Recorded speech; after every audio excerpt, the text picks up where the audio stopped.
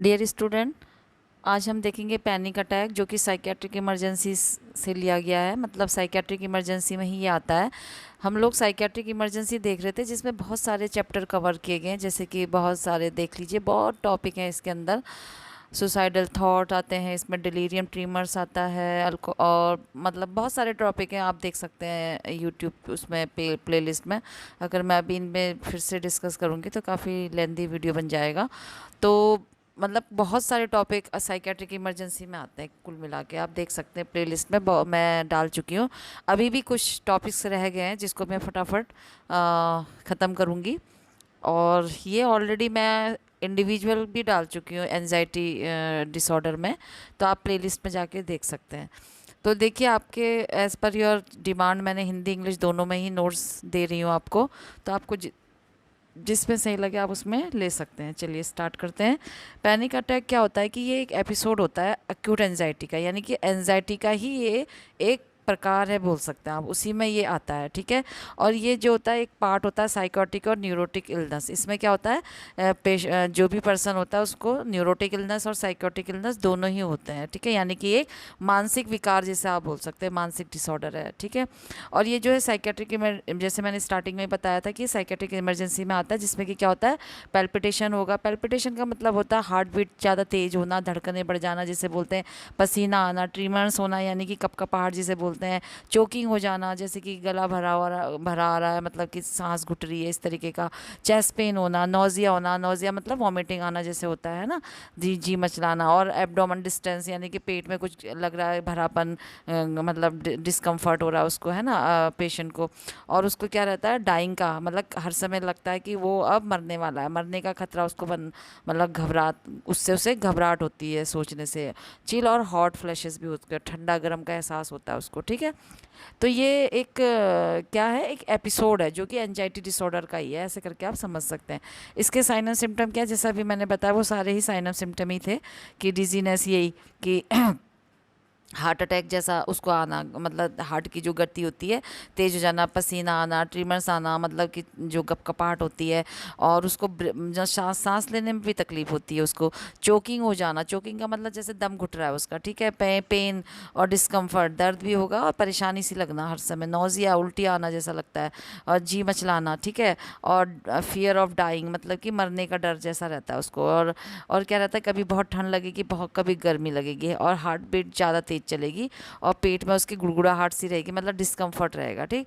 और इसका जो कारण होते हैं वो अभी तक तो कोई मतलब ठोस कारण का पता नहीं है कि एक्चुअल में ये क्यों होता है, लेकिन ये माना जाता है कि जेनेटिक होता है, यानी कि परिवार में अगर किसी को, माँ बाप को, दादा दादी या किसी को हुआ है तो फिर बच्चों को भी ये होगा। ठीक है। और मेजर इलनेस, मेजर इलनेस का मतलब कोई बहुत बड़ा उसको तनाव है, बहुत बड़ी उसको एक टेंशन है कोई। ठीक है। टेम्परामेंट उसका कैसा है कि वो जो है स्ट्रेस से जूझ पाता है कि नहीं पाता है, किस तरीके का उसका स्वभाव है, कहने का मतलब। ठीक है। तो या उसको सहन कर पाता है कि नहीं, या फिर वो ये होती है ना नेगेटिव इमोशंस हैं उससे वो ग्रसित रहता है।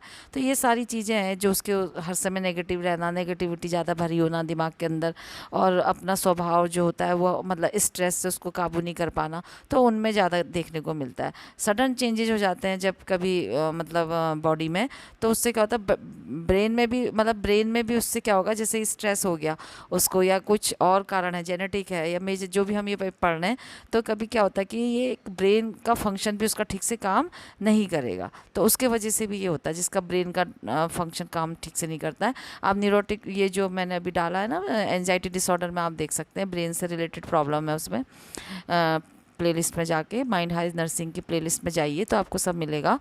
इसमें क्या होता है, इसमें जो रिस्क फैक्टर भी हैं इसके कि किस किस को ज़्यादा ये होता है। अब किसको होगा, जो ज़्यादा पैनिक अटैक उनको ज़्यादा आएगा, जिनको पैनिक डिसऑर्डर के लक्षण उन्हीं को मिलेंगे, जिनको क्या होता है कि स्ट्रेस से जो जूझ नहीं पाते हैं, मतलब उसको कोप अप नहीं कर पाते हैं। तो ये कब से पहचानने लगते हैं स्ट्रेस हो रहा है, लेट टीनेजर्स और जो अडल्टुड होते हैं, अर्ली अडल्टुड यानी कि 30 साल से पहले, और जो लास्ट 18-19 के होते हैं बच्चे, उनमें ज़्यादा देखने को मिलेगा। और फिर ये जो होता है मैन से ज़्यादा वुमेन में ज़्यादा देखने को मिलता है। ठीक है। वो ज़्यादा अफेक्टेड होती है, वो ज़्यादा प्रभावित होती हैं इससे। ठीक है। और इसमें क्या होता है, वही अगर किसी की फैमिली हिस्ट्री में है तो उनमें होगा, या फिर मेजर लाइफ स्ट्रेस है उनके लाइफ में, किसी की डेथ हो गई है किसी लव वन की उनकी, या कोई उनके घर में कोई सीरियस उनका जो लव वन है वो सीरियस बीमार है, तो उसके वजह से ये होता है, उस वो ज़्यादा उसके लपेटे में आते हैं, ठीक है, पैनिक अटैक के। ट्रॉमेटिक इवेंट हो रहा कोई उनके घर में, तो या उनके साथ कुछ ऐसा इवेंट हुआ है जैसे कि सेक्सुअल असॉल्ट हुआ उनके साथ, है ना, या फिर कोई सीरियस एक्सीडेंट हुआ है उनके साथ बचपन में, या उसके टीनेजर्स में, तब भी ये होगा, उनके दिमाग में चोट लग जाएगी। चोट का मतलब होता है दिमाग से निकल नहीं पाएगा वो चीज़ें जो जिससे वो गुजर चुके हैं, गंभीर दुर्घटनाएं जो होती हैं ना, तो उससे जैसे यौन हमला वगैरह, जैसे इसमें लिखा है ना, जैसे यौन हमला या कोई गंभीर दुर्घटना, कोई दर्दनाक घटना, ये मैंने हिंदी में भी लिखा, आप समझ सकते हैं, ठीक है। और कोई मेजर चेंजेस, जैसे कि उनके लाइफ में कोई चेंजेस आ गया बहुत बड़ा, जैसे कि किसी का डिवोर्स हो जाता है हस्बैंड वाइफ का, तो भी वो कोई एक उसमें से जो नहीं कर पाते कोप अप, तो उनको एनजाइटी होगी, तो उनको ये अटैक आने लगेंगे। फिर या फिर कुछ इस तरीके के बेबी अगर, और इसमें क्या होता है, एक आपने देखा था जो हमने पढ़ा था ना कि जब पोस्ट पार्टम साइकेट्रिक डिसऑर्डर, तो उसमें क्या होता है कि जब बेबी पहली बार कंसीव करती है मदर, तो वो उसको भी, उसमें भी उनको साइकेट्रिक इमरजेंसी वाली प्रॉब्लम आने लगती है, ठीक है। या फिर क्या होता है कि स्मोकिंग कर रहे होते हैं वो, और एक्सेसिव कैफीन ले रहे होते हैं, या फिर चाइल्डहुड में कोई उनके संग फिजिकल असॉल्ट हुआ होता है, फिजिकल अब्यूज़ हुआ होता है। अब ये जो एक चीज़ मैंने बोली थी एडिशन ऑफ बेबी, तो इसका मतलब क्या होता है कि आप समझ रहे होंगे कि ये क्यों आता है, क्योंकि अभी तक का पहले वो लाइफ में वो घूम रहे थे, फिर रहे थे, एंजॉय कर रहे थे। अब बेबी के आने से क्या होता है कि वो उसको उतनी अच्छी से अपने अपने ऊपर ध्यान नहीं दे पा रहे, तो उससे भी उनको टेंशन होने लगता है, वरी होने लगते हैं, तो वो उससे भी एक अटैक सा आने लगता है, मतलब उनको चिंता फिक्र होने लगती है, तो वो भी इस वाले प्रॉब्लम में आ सकते हैं। कॉम्प्लिकेशन क्या होते हैं इसके, इसमें क्या होता है कि मतलब अगर जिनको ये अटैक आते हैं, पैनिक अटैक आ रहे हैं, पैनिक डिसऑर्डर हो रहे हैं, तो अगर इसको ट्रीट ना किया जाए, टाइम से इसका उपचार ना किया जाए जैसे इसमें लिखा है, तो उनको क्या हो सकती है, उनकी लाइफ में अफेक्ट हो सकती है almost area of the your life, मतलब आपकी लाइफ की, मतलब बहुत सारे जो एरियाज़ होते हैं, मतलब एरियाज़ का मतलब होता है जो आपके कामकाज होते हैं, वो क्या हो सकते हैं, प्रभावित हो सकते हैं, और आप हर समय डरे हुए रहेंगे। जो भी जिनको भी अटैक आएगा उनको क्या रहेगा, अटैक का हर समय भय रहेगा, उनको डर बना रहेगा, ठीक है। तो उनकी जो क्वालिटी ऑफ लाइफ होती है वो बर्बाद हो जाती है, मतलब वो लाइफ में इंजॉय नहीं कर पाते हैं, हर समय घबराई सी रहेगी कब अटैक पड़ जाए, ठीक है।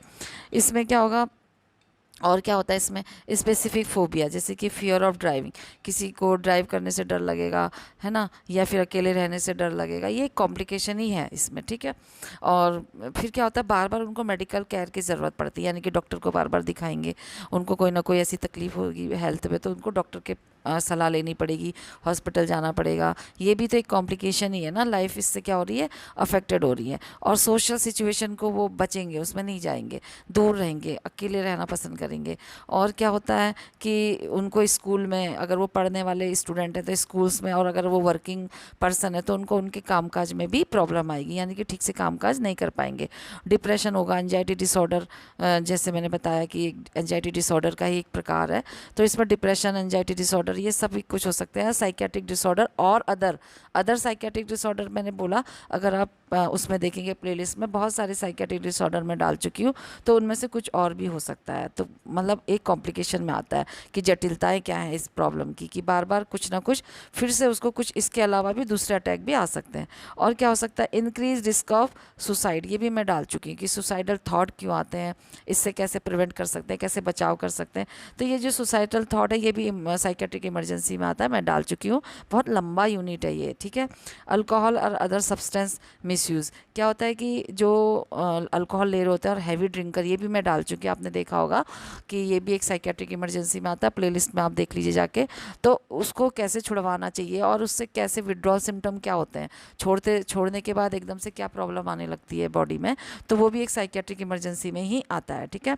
या फिर वो कोई ड्रग होती है ऐसी जिसका वो मिसयूज़ कर रहे होते हैं, जैसे कि ज़रूरी नहीं है कि वो ड्रिंक कर रहे हैं, वो क्या कर रहे हैं, कुछ ऐसी मेडिकेशन, कैफीन वगैरह, या फिर जो ऐसी कोई सडेटिव ड्रग्स होती हैं जो यूज़ करते हैं ना, वो भी इसमें आते हैं, नशीले जो पदार्थ होते हैं जो उनको वो यूज़ कर रहे होते हैं। और फाइनेंशियल प्रॉब्लम की भी एक प्रॉब्लम, क्यों फाइनेंशियल प्रॉब्लम कैसे होगी, कि अगर उनको ये वाली डिसऑर्डर हो रहे हैं, ये वाले अटैक आ रहे हैं, तो वो क्या करेंगे, हर समय डरे रहेंगे, घर से बाहर नहीं निकलेंगे कि कब मुझे कहाँ पे कौन सा ऐसा अटैक आ जाए, वो काम काज में उनका मन नहीं लगेगा, जैसे हमने पढ़ा। तो नेचुरल है, फिर फाइनेंशियल प्रॉब्लम तो हो होगी, ना वो जॉब कर पा रहे हैं ठीक से, ना वो तो अर्निंग कैसे होगी। तो इस तरीके से, ठीक है। अब इससे बचाव कैसे होगा?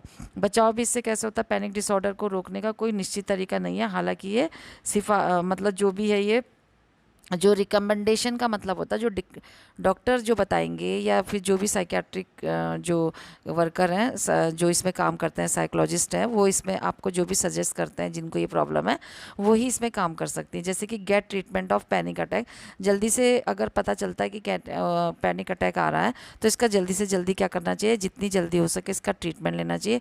वो मदद कर सकता है कि क्या करेगा कि वो उस कंडीशन को ज़्यादा बेकार नहीं मतलब बचाएगा, उस कंडीशन को और ज़्यादा बर्बाद नहीं होने देगा, बार बार उसको बार बार होने से भी रोकेगा, ठीक है। और क्या करना चाहिए, stick with your treatment plan. और अपने जो ट्रीटमेंट प्लान, जो भी डॉक्टर ने या जो साइकोलॉजिस्ट होते हैं, सोशल जो भी इसमें वर्कर होते हैं, वो आपको जो भी प्रॉब्लम बताते हैं ट्रीटमेंट, वो लेना होता है। जिसको भी ये प्रॉब्लम है वो हेल्प करेगा कि इस कंडीशन को बार बार नहीं होगी, बिगड़ने से रोकेगी। और रेगुलर फिजिकल एक्सरसाइज करनी होती है, जिससे कि क्या होगा कि ये क्या रोल प्ले करेगी, प्रोटेक्ट अगेंस्ट एंजाइटी। यानी कि आपको जो एंजाइटी जिसे बोलते हैं ना, एंजाइटी किसको बोलते हैं, चिंता, फिक्र, ये जो भी अभी हमने पढ़ा था इससे पहले वाली स्लाइड में, तो उससे वो क्या करेगी, रोकेगी, ठीक है, उससे बचाएगी। यानी कि माइंड डाइवर्शन टाइप की थेरेपी हो जाएगी और बॉडी में ब्लड सर्कुलेशन अच्छा बनेगा, तो ब्रेन भी हेल्दी रहेगा, ठीक है। अब इसके डायग्नोज कैसे करेंगे, पता कैसे करेंगे, कंप्लीट फिजिकल एग्जामिन करेंगे उसका, ठीक है। और मतलब उसके हार्ट बीट हमने देखा था ना, पेल्पिटेशन ज़्यादा हो रही है, ये सारा चीज़ इसमें आ जाएगा, बीपी वगैरह जो भी है। और उसकी फिजिकल एग्जामिन में ये सारा करेंगे और कुछ टेस्ट कराएंगे, जिसमें कि थायराइड का टेस्ट होगा या फिर कुछ और अदर जो प्रॉब्लम आती है, जैसे किडनी फंक्शन टेस्ट हो सकते हैं, लिवर फंक्शन टेस्ट हो सकते हैं, वो सब कराएंगे। हार्ट का कराएंगे स्पेशली, जिसमें कि ईसीजी और ईकेजी हो जाता है, इलेक्ट्रो कार्डियोग्राम, जो कि क्या करेगा, हार्ट की कंडीशन को बताएगा, ठीक है, कि कैसा उसकी काम कर रहा हार्ट। और साइकोलॉजिकल इवाल्वेशन करेंगे उससे, मतलब साइकोलॉजिकल इवाल्वेशन कैसे करते हैं कि उसका दिमाग सही से काम कर रहा है कि नहीं, क्योंकि ये एक ब्रेन का ही डिसऑर्डर होता है ना।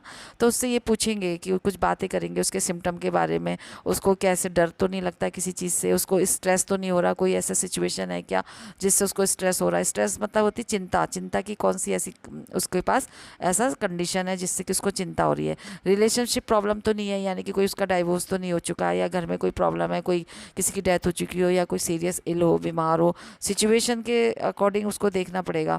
कोई ऐसी सिचुएशन जिसको वो बार बार अवॉइड करता है, जैसे कि वो घर से बाहर नहीं जाएगा, सोसाइटी में नहीं जाएगा, तो उससे रिलेटेड तो कभी कोई प्रॉब्लम नहीं है, ये सारा इसमें देखना पड़ेगा। और फैमिली हिस्ट्री के बारे में भी उससे पता करना पड़ेगा। इसका मैनेजमेंट कैसे करेंगे, जो माइल्ड केस होते हैं पैनिक अटैक, जिनको पैनिक अटैक के माइल्ड केसेस आते हैं ना, तो उसको क्या कर सकते हैं, इफ़ेक्टिवली ट्रीट कर सकते हैं। यानी कि ठीक से उसको हम क्या कर सकते हैं, जल्दी से उसको आराम दिला सकते हैं, जिसमें कि कॉग्निटिव बिहेवियर थेरेपी के द्वारा या फिर कुछ और रिलैक्सेशन थेरेपीज़ के द्वारा इंस्ट्रक्ट कर सकते हैं उसको। इंस्ट्रक्शन के भी द्वारा कर सकते हैं कि जो भी उसके अंदर मिसकंसेप्शंस हैं अपने फिजिकल सिम्टम्स को लेके, साइकोलॉजिकल सिम्टम्स को लेके, उसके बारे में उसको नॉलेज दे सकते हैं उसको।